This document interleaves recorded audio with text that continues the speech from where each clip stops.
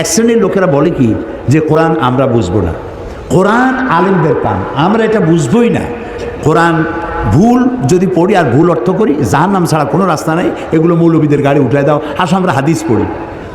আচ্ছা ভাই, হাদিস হচ্ছে কোরআনের ব্যাখ্যা, হাদিস কোরআনের কি ব্যাখ্যা। হযরত আব্দুল্লাহ ইবনে মাসউদ রাদিয়াল্লাহু তাআলা আনহু তিনি বলেছেন, আমরা যখন কোনো হাদিস বলি তখন তোমরা ধরেই নেবা এটা আমরা কোরআনের ব্যাখ্যা করতেছি। সুবহানাল্লাহ। এই কোরআনে নামাজের কথা আছে, নামাজের কথা আছে, কিন্তু জোহর কয় রাকাত, আসর কয় রাকাত, মাগরিব কয় রাকাত তা কি আছে?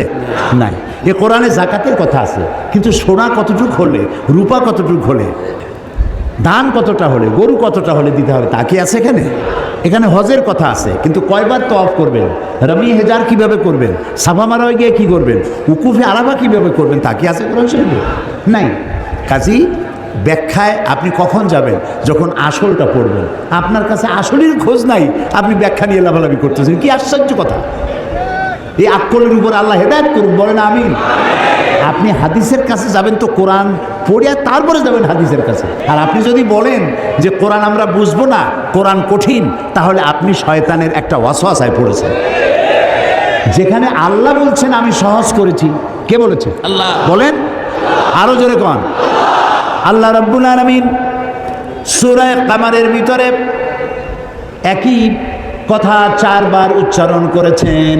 আল্লাহ রাব্বুল আলামিন বলেছেন, ওয়ালাকাদ ইয়াসসারনাল কুরআনা লিযিকরি ফাহাল মিন মুদ্দাকির। আমি আল্লাহ রাব্বুল আলামিন অবশ্যই কোরআনকে বোঝার জন্য আমি আল্লাহ সহজ করে দিয়েছি। আছে কি কেউ এর থেকে উপদেশ গ্রহণ করার?